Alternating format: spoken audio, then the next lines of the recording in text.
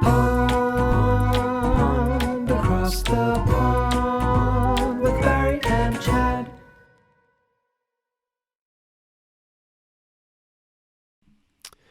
Welcome back. We are back with Across the Pond, your regularly scheduled programming. Maybe not as regular though as we'd like, but we're here, Barry. After our little week break, we're here, and I swear, if I'm not a sort of indie podcast maker today with my little ad hoc setup, I'm looking down. I've got these wonderful little mini couches and all sorts of strange, weird, and wonderful stuff going on. Then I don't know what I am. It's spot on, Chad. I mean, after a year of Across the Pond being very stable, everyone in the same place, the same setup, the last couple of weeks have been all over the place. We've all been trying to figure out exactly how to record this on the go. And like I was saying to you offline, we would become these nomadic podcasters, Chad. I can imagine us podcasting from remote places in the earth, trying to find a chair or a table or something to use. But we managed to figure it out. And here we are, Chad. Episode 77 is upon us. It is. I mean, you don't need that much these days if we're honest with ourselves. All you need is a laptop, some good stuff to talk about, a little bit of light, because that definitely helps, especially with the video element, and I struggled to find that today. And most importantly, Barry, is a stable internet connection on both sides of the ponds, which yes. we struggle with sometimes, but we've managed to find that we've got all of the preconditions for what should be a really good conversation. So yeah, I'm ready, Barry. Are you? I'm ready, Chad. Let's dive into the week that was. The week that was.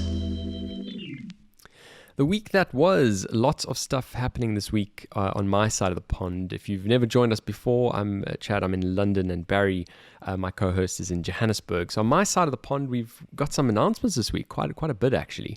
The first one being the one that I've been most anticipating, and I'm sure you won't be surprised by this, Barry. That is the next step of Boris's lockdown plan, his roadmap. And that is the date of the 17th of May, which is next week, Monday. Been looking forward to this date for many months. It's the day that we finally are able to meet indoors again. So we're able to have people over at our own houses. The rule of 6 is what they call it, or sort of 2 households.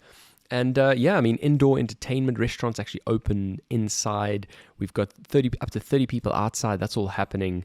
And, a lot of people have been anticipating travel. I know, a lot of people are quite keen to get back onto an airplane or, exploring different parts of the globe. So travel is back on, although in a limited sense, where we've now got the green, amber, and red lists.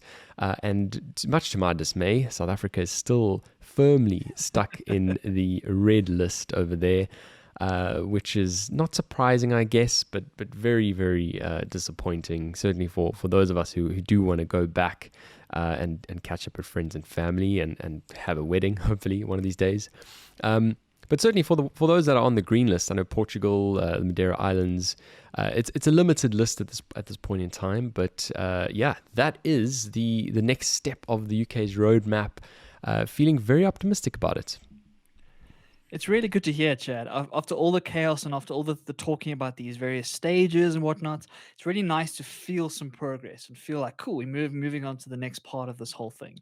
And even though it's not total normality just yet, it's a step in the right direction. And so I'm very happy for you. I'm looking forward to seeing what kind of adventures you're going to get up to after the 17th of May. I know you've been dying to get out there and kind of just get out of the house a little bit and get to see your friends again and all that good stuff. And I think it's going to be good, Chad. Lots and lots of activities planned. What do you got planned for after the 17th of May? Do you know anything yet? Yeah, so I mean, as you say, currently a digital nomad, so just figuring things out as we go. But there's definitely quite a lot of social plans built into the calendar. I don't think I've planned this much in a long time. So, almost every day there's something on in the next week at least. And then we kind of figure our way out beyond that. But in terms of travel, nothing just yet. But very exciting to have all of that social stuff back on. It's basically only one step left until all social distancing rules are scrapped here, and that is in June. So that's a crazy thought, really. There'll be no sort of social distancing and big events, all that kind of stuff, all set to return. So that's very, very exciting. Some of the other stuff that happened over this side of the pond this week, Barry, we've had the local elections come and go. I had my ballot paper, but so much going on, I didn't manage to, actually get there and cast my vote. This is the local elections over here. Are you allowed to vote, Chad, even if you're not a British citizen?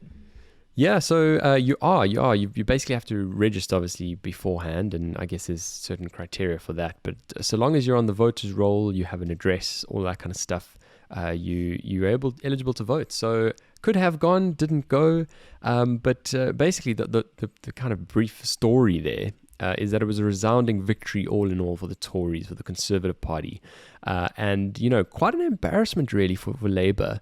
I think some of the expected gains in this election just didn't come to fruition, and so lots of frustration from their side. But obviously, what you can infer from this is that the general public are quite happy with the way that Boris and the UK government have handled the pandemic, the vaccine rollout program, all that kind of stuff.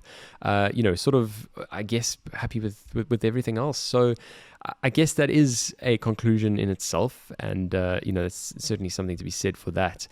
On the other side, when you look at what's happened in Scotland, the SNP has got another term, and that's quite unprecedented. I think it's their fourth term, and their manifesto going on the basis of applying for a second referendum.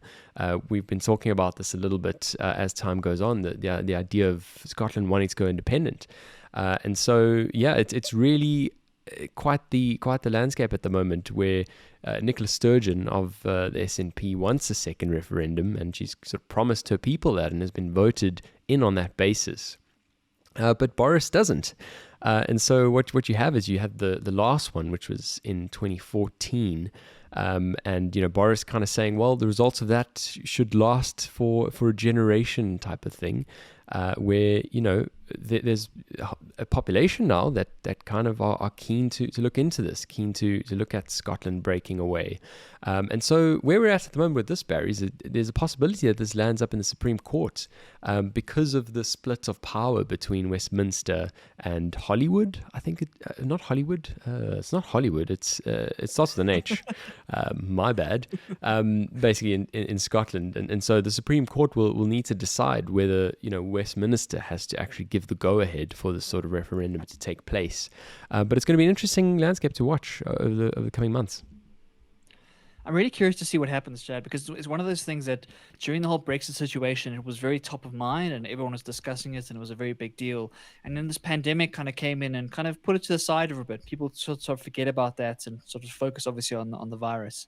And now that things are starting to get back to normal, these things start to bubble up once more. And so Scotland, of course, are very restless as a nation, and there's lots of chaos that side. And so I'm very curious to see what happens here. The first referendum was an interesting social experiment, it felt like. Yep. And so we'll have to wait and see as to where the second one actually goes ahead and what it means for the Great Britain as a whole. I think that there's been so much turmoil in the last 10 years. I mean, I don't think we've seen this much political change in Britain in like a 10-year period in a very long time, right? And to see this continue like this, it just shows that the will of people is looking for something different in some cases. But I also want to pull back on your point about citizens being relatively happy with Britain. I think you guys have done really well on the vaccines, and that's the reason why people I think are quite happy.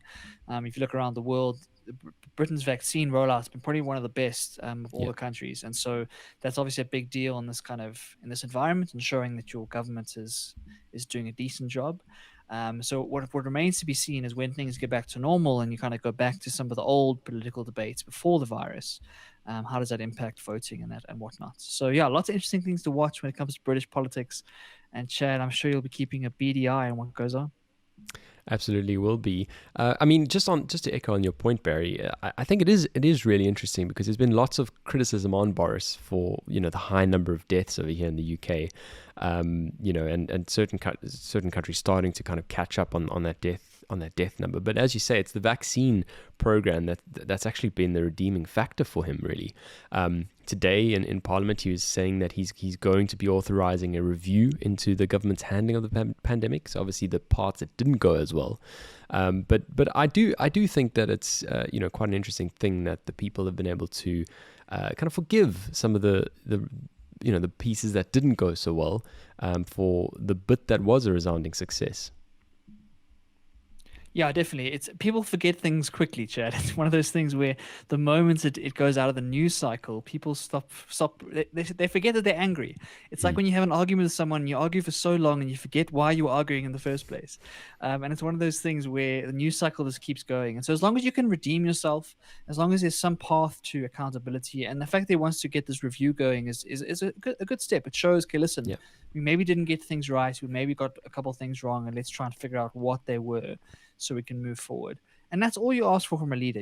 It's an impossible job what these guys have to do. It really is an impossible job to kind of try and please everybody, try and deal with all of these different issues at the same time with various constraints.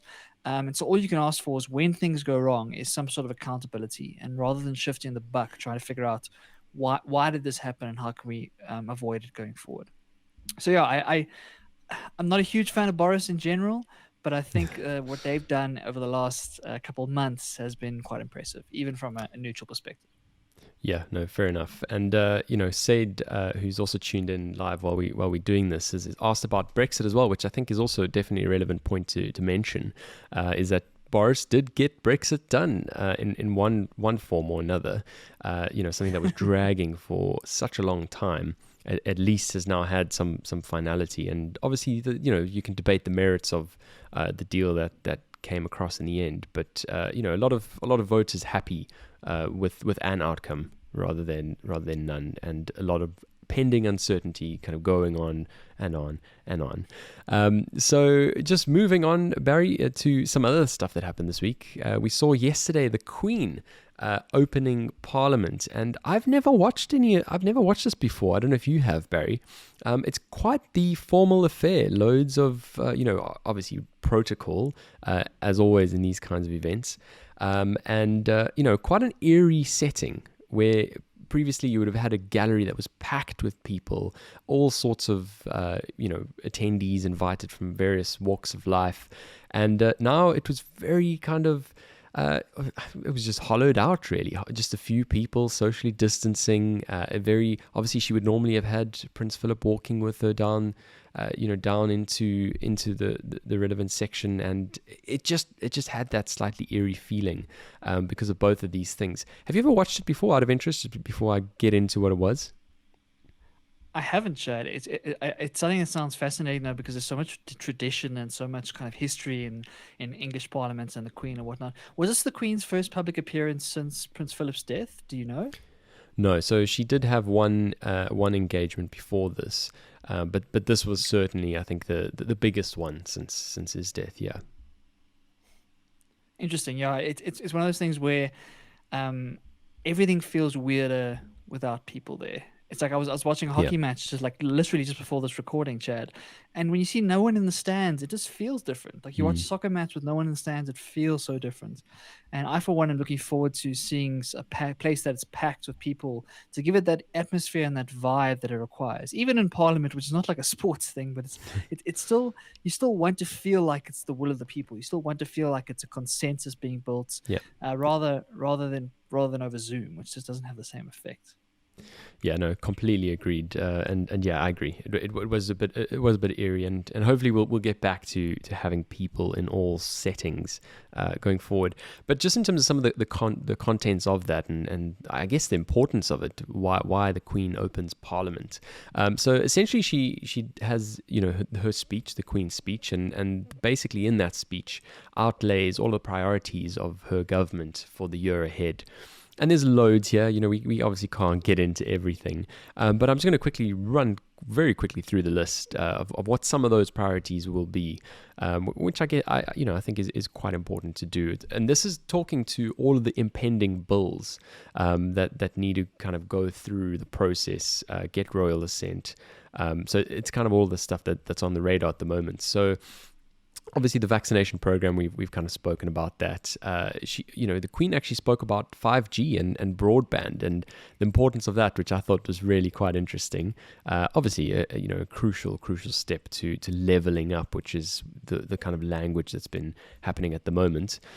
We've saw something interesting about the integrity of elections as things stand in the UK at the moment, Barry, you just rock up with your voters registration and you just vote. Where, in a lot of other countries, South Africa included, you have to bring your ID document with you to prove that you are the one who is voting.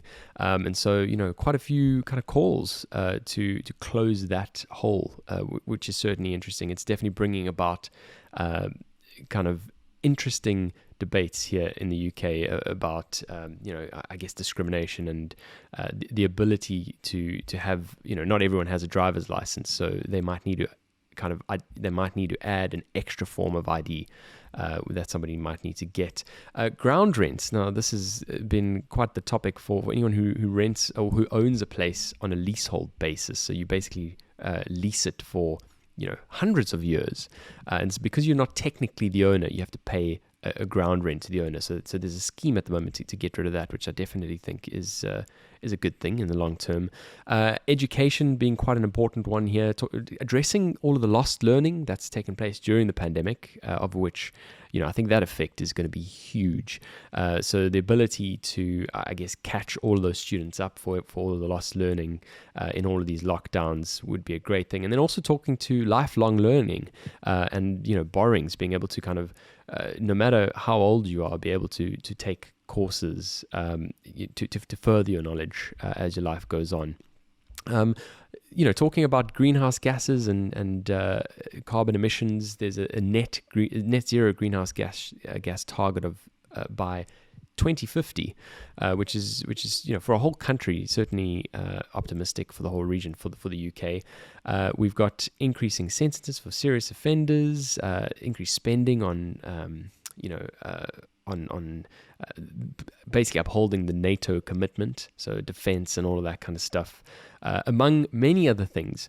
So that's basically all that's happened this week, Barry. I know that was quite a lot, but that's what's happened on my side of the pond. Some other stuff happening on your side of the pond, where the Rand, the ZAR currency, has been seeing some pretty good things happen. Yeah, Chad, it's very exciting to see. I think that South Africa's always been known as a very volatile currency. The rand kind of goes up and down depending on a whole bunch of factors. And in the last kind of month or so, the rand has got stronger and stronger and stronger against the major currencies, against the dollar, against the pound, etc. It really is in a good place. And the major reason for that is a huge increase in commodity demand. So for those who don't know, South Africa's economy is kind of built on commodities right from the very bottom. It's the reason we kind of exist. In Johannesburg was known as the city of gold, and kind of one of the first places where gold and diamond used to really be coming out of the ground at a rapid rate. And they built the entire South African economy on these industries. This has been a kind of a double-edged sword for us, because on one side has been the reason we've been able to kind of raise ourselves as the gateway to Africa and become like a little bit higher than some of the other African countries in that respect. But on the other side, we are quite dependent on it. But in situations like this, when the commodity prices go sky high because everyone's starting to look for those things again, then we do really well. And so in these moments, we have you for that concentration and for that lack of diversification in that sense, because it really is propping up our economy. And so it's a really good sign for us as a country. We are hopefully we're going to take the most of it and actually turn this into some real foreign investment going forward. But really, really good signs here. And hopefully it's the start of some sort of economic rebuild, Chad. Yeah, and also let's not miss the exports, the strong exports during the pandemic, which I think have certainly helped as well, just in that balance of payments, which obviously contributes to this too. South Africa's export market is massive. Yeah, definitely. It's kind of what keeps us alive, to be honest. And luckily, with travel starting to open up and supply chains starting to reopen, obviously our exports have got a lot stronger. So that is what is needed. We need to be able to be transporting South African goods and products all around the world, because unfortunately our local environment, our local economy just isn't big enough to really grow, in a sense. If you're looking to sell some sort of consumer product or whatever into the South African economy, you've got a very, very small consumer base. Because unfortunately, the vast majority of South Africa still lives in very, very low circumstances. And so in order to really kind of grow your business or grow your operations, you have to look outside of the border, whether it is to the rest of Africa, but also to Europe, to the US, to China, etc. And so, hopefully that we keep seeing those trends, and hopefully we keep seeing things grow, because we desperately need it. Absolutely. Well, we'll certainly keep monitoring this rally of the rand. Like you say, really good for the country. So hopefully that continues. Certainly hitting levels I haven't seen in a long time, which is absolutely fascinating. Well, we've got a whole lot more to talk about, Barry. Let's move on to the next segment. Stuff I found interesting.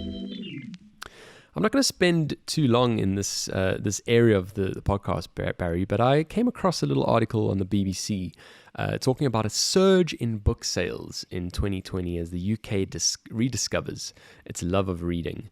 And this surge, I guess it's a little bit sensationalistic and clickbaity, if you'd like. When I kind of went into the article, I figured it was really more of like a 2% increase. Kind of everything all encompassing, higher increases in certain parts of the market, but 2% increase all in all. I guess that is really the story of a lot of the way that a lot of people spent their pandemics, being able to have all of this extra time, being able to get themselves stuck into a good book and learn some insights. Certainly on the nonfiction side, and on the fiction side, get lost in these crazy worlds. You're the best person to talk about this. Yeah, Chad, as a book lover, we have to take what we can get. If a 2% just means it's not declining. And so that's why we call it a surge, is because anything that's going up is a good thing. I think unfortunately we've seen the global trend over the last couple of years is that reading is getting less and less important, or people are doing it less and less, because of course the advent of the smartphone and social media, and there's so much else competing for our attention that unfortunately books don't get their fair share, Chad. And I feel very strongly about that. Yeah. So when I see something like this, I celebrate it. Even if it's just 2%, it means that things aren't going down. But yeah, you make a good point. I think the pandemic has reminded us of what you can get up to if you have some time on your hands, and if you don't indulge in social occasions all the time, and if you kind of have some time to yourself, that a good book can be a really, really great place to start, and a great place to adventure, like you say, through fictional stories, or to upskill yourself in some sort of business or nonfiction context. And so, it makes me very happy to see. I don't think it's going to stick around. I think once life starts to go back to normal, people kind of slide back towards their old habits. But I, for one, if I think about all the people that I respect and all the smartest people in the world that I see, they all read. It's a very, very common pattern you see with the very high performers around the world. And so, in my opinion, it is a superpower if you're able to kind of get into a habit, and you don't have to read 1,000 books a year, but to be able to consistently be reading a book rather than going to your Instagram or your Twitter or whatever it is, it makes a big, big difference. And it really gives you an outlet, and a creative outlet, to explore something that isn't a screen, which is always a good thing. Yeah, definitely. And I for one am certainly very fatigued at constantly looking at screens. So it has been good to kind of get lost in a book. But let's not forget that when we do return to life as normal, commuting, certainly if you're fortunate enough to be on a public transport that allows you to, and you don't have thousands of people all around you, underneath someone's armpit, people coughing all around you, as was the case in the tube in London pre-pandemic. It is definitely a really good opportunity to sit and use your commute, I guess, as well, to take in some words. And a lot of people do that. A lot of people enjoy using that time to transition into the workday, and equally on the way back home, use that time to kind of switch off a bit. And I guess, what is great about reading is it can be both. It can be stimulating enough to warm you up, if you'd like, from waking up, post having your coffee, and, getting all those neurons firing. And equally, it can also help you ease off of your day after the rat race, which I think is quite powerful. It's a powerful tool. Yeah, I love that contrast, Chad. That's how I do my reading, is I try and read nonfiction during the day and then fiction at night, for those exact reasons. Because the nonfiction kind of gets me fired up, gives me a little bit of inspiration, some motivation, some food for thought to carry me into the day. And then when I'm trying to kind of shut down at the end of the day, it's very nice to be able to drift into a story and just keep reading until your eyes fall asleep, Chad. And that kind of mix is so special if you can get that right. And yeah, so I really would encourage people, if you're not reading it's so wonderful. And I think where people get caught up is they think they have to read the famous huge books. I think they have to Yeah. read the Yeah. top 100 books that's ever been written, and so they pull out this classic, and it doesn't make sense to them, and they hate every minute of it, and then they just never return to a book, right? And so I'd really encourage anyone listening to just read something that you want to read, even if it doesn't matter what it is. If it's a romance novel, if it's a medical book, if it's a silly comic book, whatever it is, but read something that interests you and that you find enjoyable. And over time, you build that habit. And once you got the habit, you can start to kind of upgrade things and start to read more difficult books. But from the beginning, just read anything, because it engages a different part of your brain. It forces you outside of your own reality, and it puts you in the shoes of another character. And I don't know about you, Chad, but I get a bit tired of living in my own head sometimes. It's nice to be able to switch Barry off for a little bit and just get myself into the shoes of somebody else. It is nice. It is really good. And the only problem, I guess, is when you do have too many different voices going on. And I think we're going to touch on that not too long. So let me not get there. That discussion is coming. But for the meantime, let's move on to our next segment. Looking ahead. Now, Chad, I'm hoping you might be able to pull up the video in the link on this piece. Okay, give me a second. If you can, that'd be great. But if not, that's also cool. I know we're dealing with the nomadic setup here. But I wanted to chat about a really cool new piece of software, which is called MetaHuman. Now, for anyone who's ever played The Sims and you were to create your character and you picked what they were going to wear and what their face was going to look like, or even if you play like FIFA and stuff these days, you can create a character in 3D and give them the facial hair and the hairstyle and all the fashion stuff and make it look really, really cool. This is that on steroids, Chad. What MetaHuman does, it uses artificial intelligence and uses a whole bunch of really cool algorithms behind the scenes to allow you to create absolutely incredible photorealistic models of human beings. Wow. But of course, they don't exist, because you can sit and toggle with absolutely everything you can imagine, from the lips to the nose to the eyes, whatever the story is, and make an absolutely amazing looking person. And the coolest part, Chad, is once you're done with this guy or this girl or whatever you're creating, all of a sudden you can animate it and it starts to come alive. wow. And so towards the end of this video, you'll see him start to blink and look around. And all of a sudden, if you didn't tell me, Chad, that this was a fake person, it would have been very difficult to pick that up. And so I think it's a really fascinating look at what the future of 3D modeling animation is going to look like, and how easy it's going to be. Like, this is going to be like a Photoshop type software, Chad. And I just love the slogan. The slogan is high fidelity digital humans in minutes. Whoa, this is crazy. Like you say, that last couple of seconds where you actually see the guy, start to animate. Because, like you say, we've all done the Sims and the FIFA and various other cases of customizing characters. It's always your avatar. You kind of get a bit of, a little bit of customization, but I think the depth of customization here is quite insane. When you actually start to see how they tweak the face and the amount of data points really on the face that you can kind of tweak and make the eye bones a little bit higher, cheekbones a little bit different, the depth of how far the eyes go in and out, how far they are from each other, all sorts of stuff you can kind of quite customize here. And that animation is really quite scary, actually. So what's the point of this software? I certainly, as I'm watching this now, I certainly could think of a use case. You're replacing a kind of arcane process at the moment, where police stations around the world have to kind of identify suspects and do sketches. Do you see a world where you could kind of recreate characters based on descriptions more accurately using this kind of software? I don't know why you would go through all that effort, though, because you're never going to want to animate that person, are you? So what's the use case here, Barry, before I ruin this whole segment? No, I just find it very funny that your first use case goes to police identikits. I find that very amusing. Um, but basically, the way I understand is that this is going to be used in film and in TV work, right? To Right. do real amazing animations. If you look at where, for example, what the old Lion King animation looked like compared to the live action remakes and where we're heading towards when it comes to animation, the technology continues to advance and advance to levels that we never thought was possible. So, in the world of animation and film production, this is going to become even more commoditized to make it easier and easier and cheaper to create really incredible animations. So, that for me is the major use case here.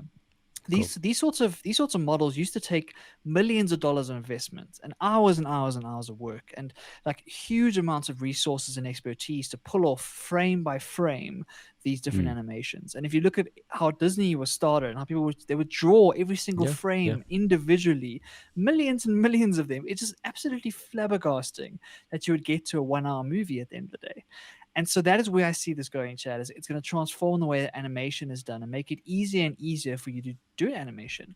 If I had the software, Chad, theoretically, I could create my own YouTube animated series with enough efforts, right? Because I've got Yeah. the capability at my fingertips to create these characters and animate them in a relatively, I'm not going to say easy, but a much simpler Yeah. way than what was previously possible. So that's the first piece. The second interesting use case that I think, Chad, is when we start to talk about virtual reality, when we start to talk about video games and multiplayer video games. We chatted about Grand Theft Auto multiplayer a couple episodes Yeah. ago. Imagine if you were able to take your avatar, the avatar of the Chad that plays in the game, and make him Yeah. look exactly like you. Make him have the same mannerisms and really make a virtual version of you in this virtual world. And that's where I think the real special magic is going to happen, Chad. Yeah, I mean, those are certainly much better use cases than my first, quick attempt at it. Terrible, Chad. Yeah, I mean, that does sound amazing. Like you say, being able to recreate yourself in a virtual world. But equally, here's the concern, Barry, is we kind of making deep fakes even easier to make, especially with all of these animated models. And when you're able to kind of, I guess, go one step further and actually configure your particular mannerisms into this model that you've then designed. That's definitely a worrying side, and obviously one of the sides I would raise. Yeah, definitely. And that was going to be my next point, is that that is the major concern of this sort of technology, is that not previously, right now, if you want to do a really good deep fake, say of Tom Cruise, for example, you need someone who looks like Tom Cruise in order to kind of overlay that onto. And so it puts a little bit of friction in the process in order to get to a really amazing deep fake. But the moment that these things get to the stage where you can't tell the difference between the animated version and an actual physical proper video, then we into that same discussion we'll be chatting about for weeks now about synthetic media. And when you start to put audio into this, you start to put mannerisms and whatnot, it's very easy to see how in just a couple of years, Chad, we might get to a stage where you look at a video and you don't know if it's an animation or if it's a real thing. And so, of course, lots of ethical dilemmas there. And I don't think we should go into it again because we've talked about it ad nauseum on this podcast.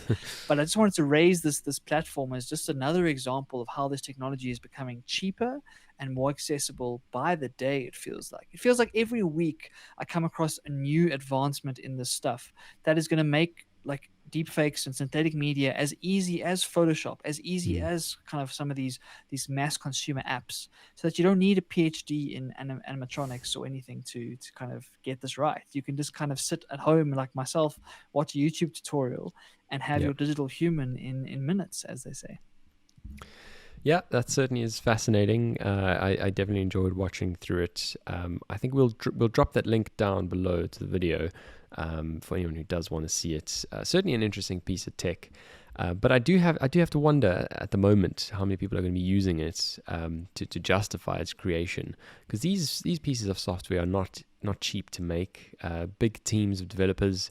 There certainly must be a need presently to justify kind of putting that out there, which does definitely fascinate me. So yeah, that's us looking ahead. And what we have done this week of the podcast, and intentionally so, is we've skipped through everything as fast as we possibly can to leave the meat of the podcast for our favorite segment, really, which is develop and grow. And potentially we need to change the order there, Barry. But also on the other side, we kind of need to ease our way into it, I guess, every week. So here we are, develop and grow. Develop and grow. Alrighty, Barry, do you want to kick us off with your insights on develop and grow this week? Sure, Chad. So I've been reading a really fascinating book called The Second Mountain, which is written by a guy called David Brooks.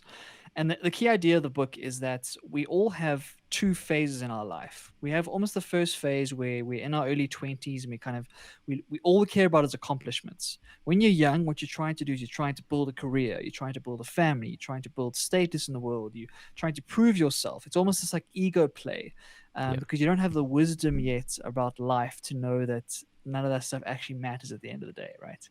And so this idea that you're climbing this first mountain, Chad, and by the time you get to the top, you think you've won life because you got the fancy car, you got the big house, you've got the wife and 2.4 kids or whatever it is. Yeah. You got the dream, right?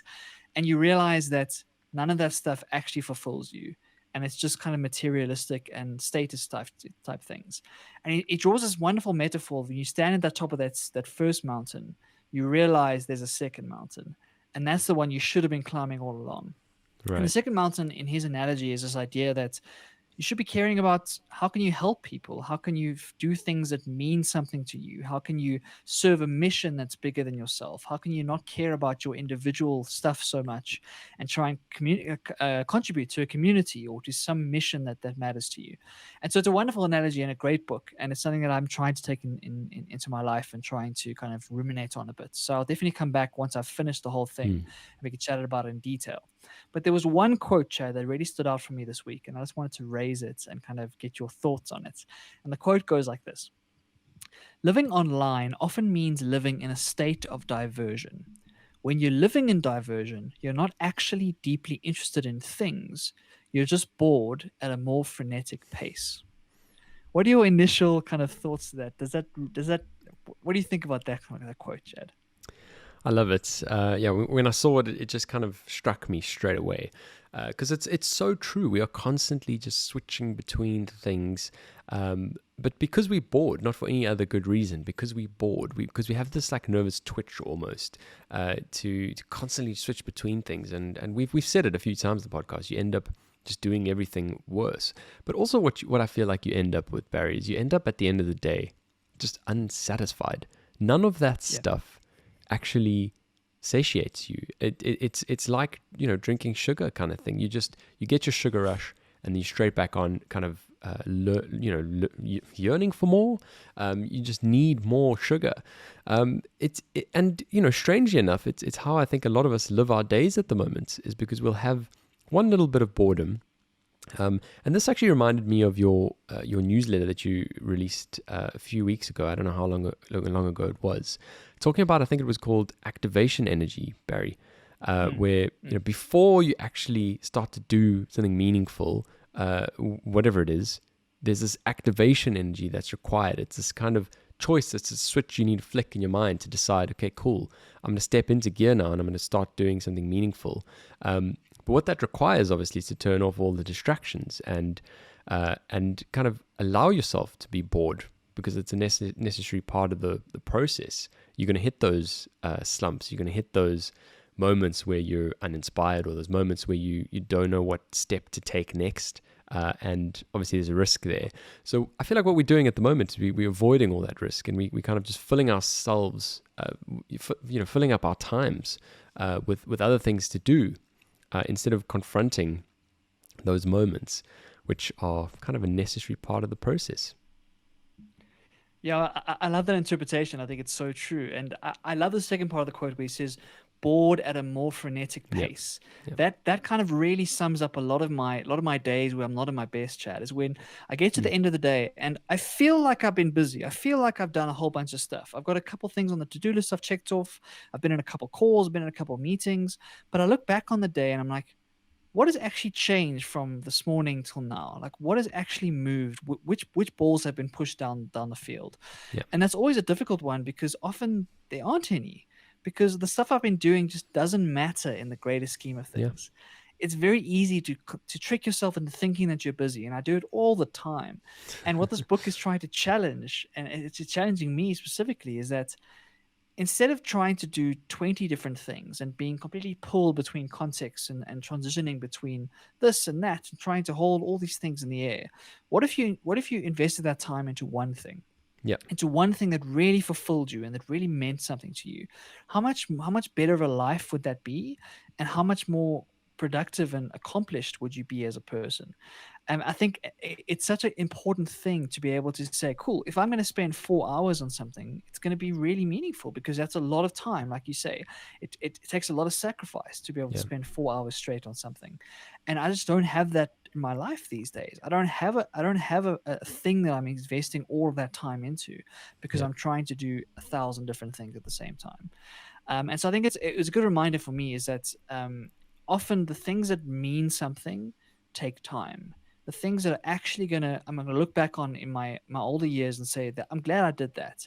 It's not gonna be I tweeted another 3 times today. It's not gonna Yeah. be Yeah. I read another 2 blogs today. It's gonna be something more substantial.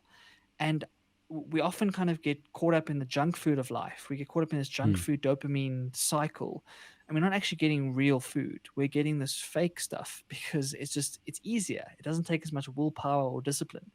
And yeah, I think it's something we all need to work on. Yeah, and I mean, just talking about that, Barry, when you get to that end of the day and you realize that you haven't pushed as many or as big balls down the road as you would have liked, it's frustrating. It's a really frustrating feeling to have, and yeah, I mean, you kind of wonder what the point of it all was, getting to the end of the day and not kind of accomplishing anything that was of substance.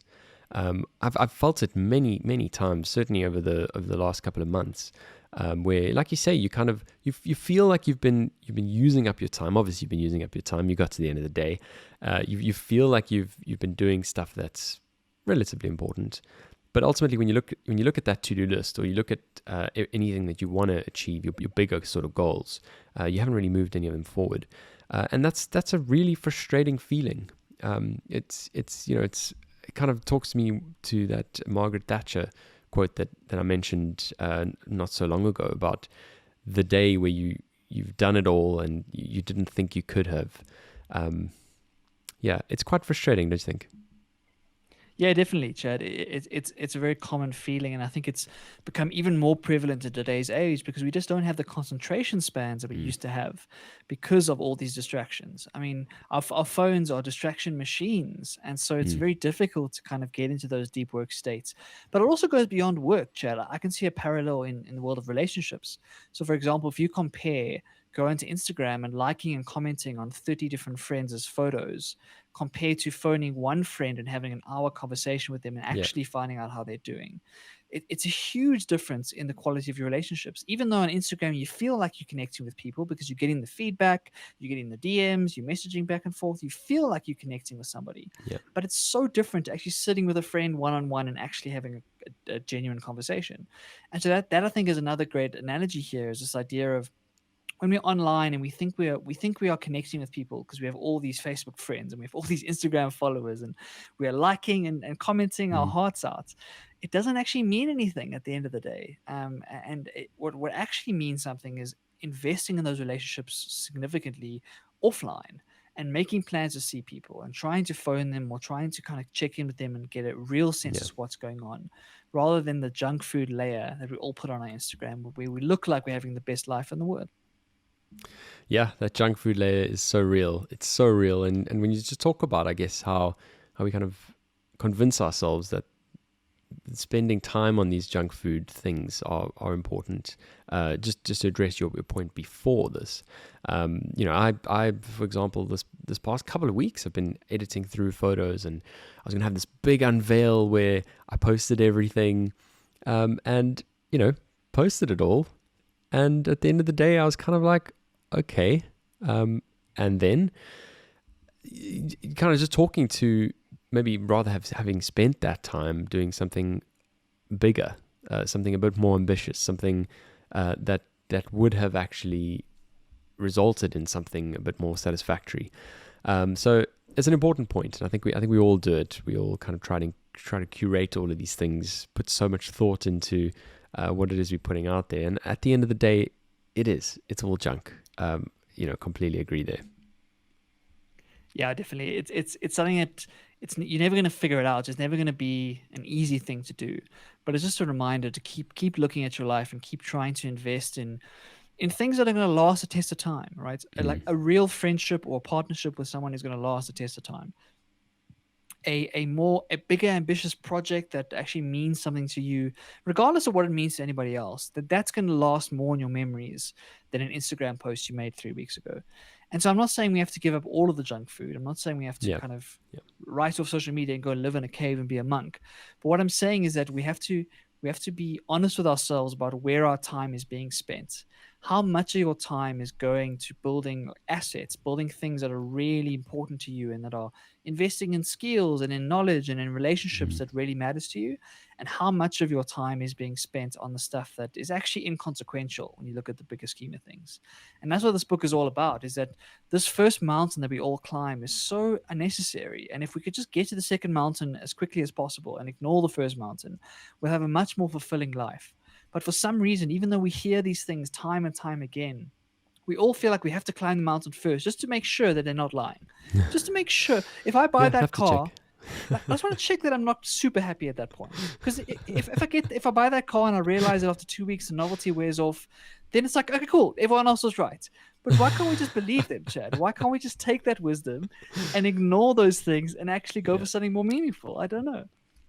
Yeah, I mean, it also reminds me of the other analogy of climbing up the ladder, not realizing that it's leaning on the wrong house. That was another one that we've mentioned on the podcast, another gem that stuck with me. It's so important.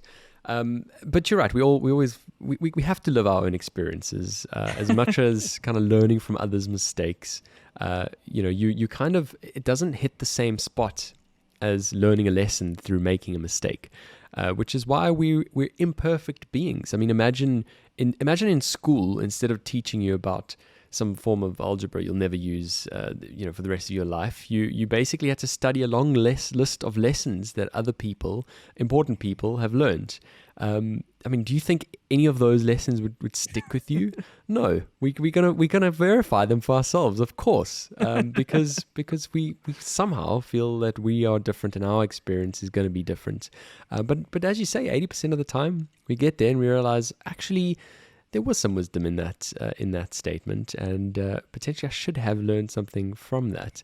I also wanted to talk, Barry, about your point of the quality of relationships, and I feel like during the pandemic and kind of working from home, and I guess working with whether it's a flatmate or a partner that you live with, I guess it's also, I think, deteriorated the quality of relationships a little bit as well, because now we're not just jumping from tasks or from scrolling things to fill up our time, but we're also, when we feel bored, distracting our partners or our flatmates or whatever by talking about social plans or by talking about whatever it is we want to talk about. And I guess that always happens in an environment. But in the work environment, that would happen with your colleagues. What you end up with is, a sort of situation where you're then at a dinner or something, and you find yourself not having a whole lot to talk about, because you've spent each other's days interrupting, and it's this frenetic kind of, not being able to concentrate on one thing for a long period of time. I think it's a relevant thing to discuss given our current climate. Yeah, definitely. It's a very important point. And it kind of comes down to this. We sometimes have this romantic idea about our partner that they're going to be everything for us. Like they're going to be everything. They're going to be there for us romantically, in a work setting, as a support structure, as a friend, as a whatever the story is, 1,000 different roles. And when you actually put that much pressure on someone and everything becomes a joint thing, it does lose some of its magic. It loses some of the sparkle there, because there's real magic in having different people in your life that share different interests at different parts of yourself, and you show different parts of yourself to different people depending on where they are in your circle and who they are as people. And so as everyone's kind of been pulled into their shells, and all of a sudden the lines between work and personal life are being blurred, the lines between the dinner table and the TV are being blurred, and all those things, it doesn't end up in a good place, because as humans, we're complicated, we're complex, and it's nice to be able to share different aspects of ourselves with different people. And so I think for anyone who's getting into a relationship, it's important that you realize that person you can't be reliant on them for your happiness or your Yeah. excitement or any of that stuff. That needs to come from you. And obviously, when you get together, you hope that it compounds and you guys have things to share, and it makes life a whole lot better. I'm not denying that, but you have to be able to kind of find everything that you need from a motivation perspective and all the internal stuff. Yeah. You need to be able to find that without relying on that person, because then you put all that stress on that person. And if that person can't make you happy, then I can't be happy, and that's a difficult space to be in. And so yeah, it's looking inside of yourself and figuring out, okay, cool. I understand the reason that I have certain friends in my life is because I get those outlets, I get those release valves, I get that ability to talk about something that I don't talk about with my partner, for example. And that variety and that diversity is actually quite important. And I think we've realized that. I mean, I live by myself during lockdown, but I'm imagining that couples who live together realize that during the pandemic. Yeah, of course. There's no doubt about it at all. I guess I was more talking about the distraction element of the frenetic world we're living in, having an added variable, Barry. That's kind of more where I was going. But you're completely right. We need that diversity in our life, and we need to have our own kind of common values. Our own personal values and our own compass, if you'd like, that guides us, not be dependent on another person to provide that. You almost have to think of it as two kind of separate worlds, two very separate entities coming together, and when together creating this magical combination. But as separate worlds, they need to be able to revolve on their own axis, I guess, and that's why I guess a partnership and the joys of relationships is so great when done right. Anything else to chat about on that one before I move on to what I came across this week on Develop and Grow? No, I think that's good. I'm looking forward to reading the rest of the book, and I will report back as soon as I'm done, Chad. As soon as I'm done. Keen. I'm really glad that you're back reading, because I know you were feeling quite frustrated about not having enough time to read, being so busy with work. So that's really good. Barry's in his happy place again. I can see it. I can see a different energy come about you. Always important, those little yearnings, no matter what they are. You got to give them that attention. What did I find interesting this week? So I listened to a podcast. I do listen to podcasts, other podcasts too, and I love a lot of them. This one is by a UK doctor, Dr. Chatterjee. It's called Feel Better, Live More. I highly recommend. Certainly on kind of this element of it, Develop and Grow. A lot about, like you say, living better and feeling more, all that kind of stuff. So this particular episode was episode 179, about a guy by the name of Mark Brackett, who's written a book. I'm going to bring up a picture of it quickly. It's called Permission to Feel. And he obviously goes into a whole lot in this book. I really, really want to read the book, or at least listen to an audiobook after having listened to the podcast.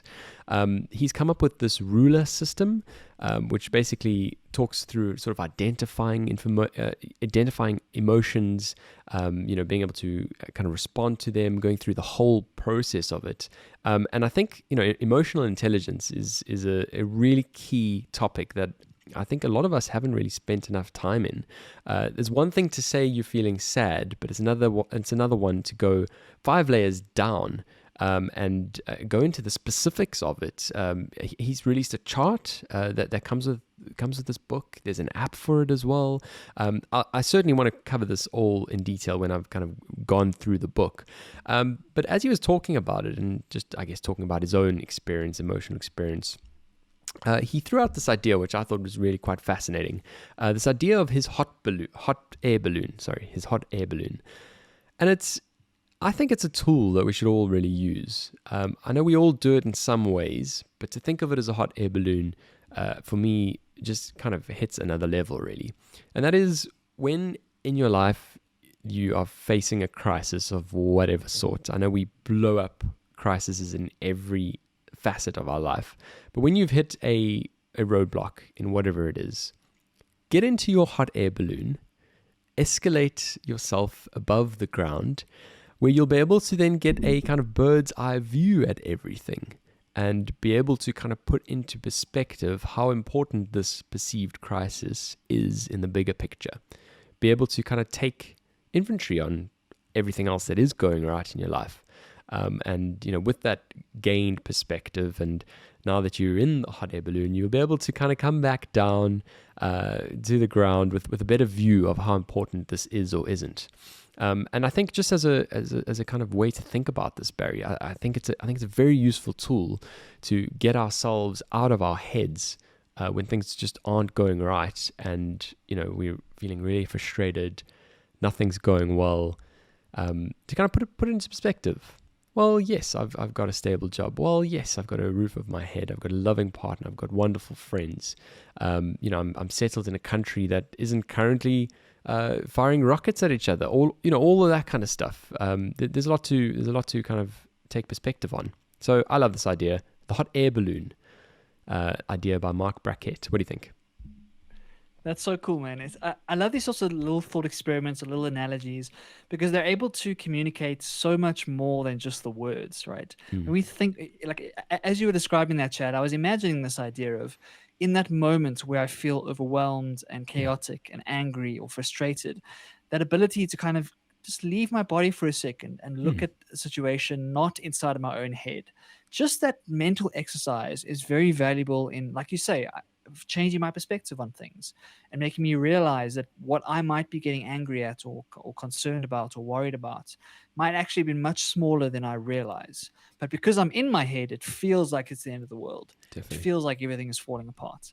And the moment you jump into that hot air balloon and you give yourself a little bit of space from the situation, you're able to make more rational decisions. And it might not mean that you feel perfect. It's not like you just forget how you felt, right? It's not like you just fix the emotion. It's not about that. It's about feeling that emotion and trying to figure out, okay, cool, what does this actually mean in the greater scheme of things? How am I going to feel about this in 3 days' time? Like, can I delay sending that angry email because I know I'm emotional right now? Can I just let the email go, jump into that hot air balloon and spend some time in the air and kind of come back down to ground when I'm feeling a bit better?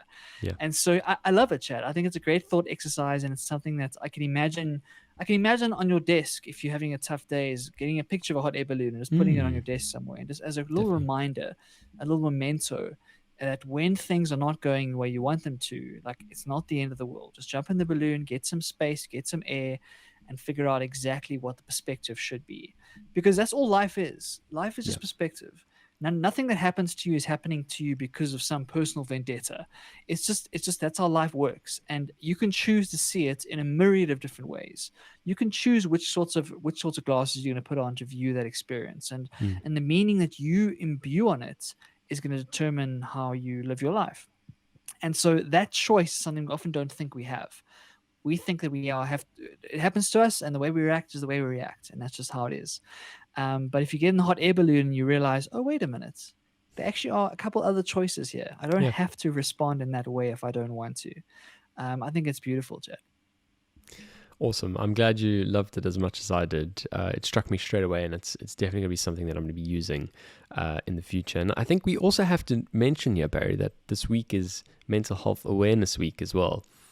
So, wherever you're at, if you've seen webcasts about mental health and I guess just taking care of your mental health, I think the theme this year is nature. So, a lot of benefits from nature to be taken in this realm. So it's Mental Health Awareness Week. Very important that we all kind of focus on this topic, and what a great tool to give some perspective to our troubles, whatever they may be. I mean, have you seen anything interesting happening in the mental health space this week, Barry? Or is it only really on my side of the pond? I never really know. Yeah, I haven't seen much, Chad. I've seen a couple of Instagram posts and whatnot, but nothing from a pure South African perspective. I think it definitely is a bit bigger, that side, and of course the royal influence and kind of all the input they've been putting into that side is obviously makes a difference.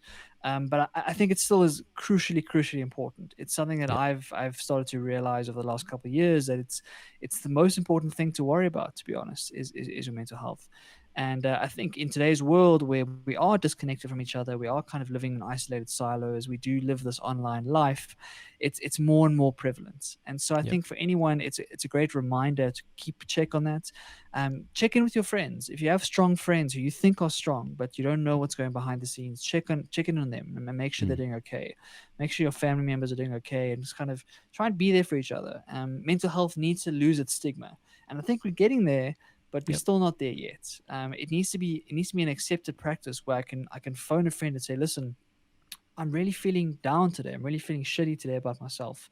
And it's not like kind of a sign of weakness. It's almost a sign of strength that I'm able to admit that and acknowledge it, because then I can try and figure stuff out.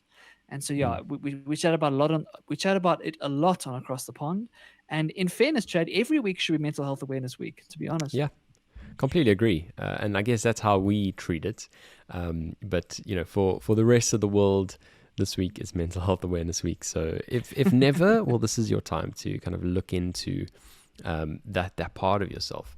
And yeah, you're right, Barry. I think we are definitely getting closer, but certainly not there yet. I'm quite keen to read that book I just mentioned and turn that I'm feeling shitty or I'm feeling down into something a whole lot more specific, which I think is important. And I think us being able to talk to each other on that level where we understand each emotion down to its most granular level, and we're able to identify with that, understand why certain people are feeling that way in a particular moment in time.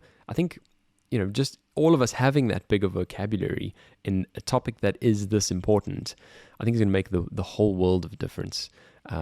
And I'm quite keen for that. So one of these days I'll be digging into that book and we can chat all about it. Barry, you asked me to keep today to 1 hour. After taking the countdown away, we're pretty much at an hour and a minute, somewhere around there. So right on time. A good place to end our episode. Yeah, really good, Chad. We've had a couple long ones in the last couple of weeks. There's nothing wrong with that because there's lots of stuff to get into. But sometimes we need to keep them a bit tighter, and so I'm glad we did this one. And I'm glad we got the balance. I thought the balance was better in this one, Chad. Not so much current affairs and more on the deeper stuff, like you say. Not the first mountain, but the second mountain stuff. So if you've made it this far, whether you're listening or watching, we really appreciate you. We hope you got something from this. Absolutely. And as always, please, if you enjoyed it, let one of your friends know about us. We certainly want to grow our tribe. So definitely do send us their way. We'd be very, very appreciative. If you haven't checked out any of our social media platforms as of yet, check us out. We're on Facebook at Across the Pond Podcast, Instagram at Across the Pond Cast, and we're on Twitter too, Across_podcast. And last but not least, YouTube, Across the Pond Podcast. That's all for today. We'll see you again next week. Pond, across the pond.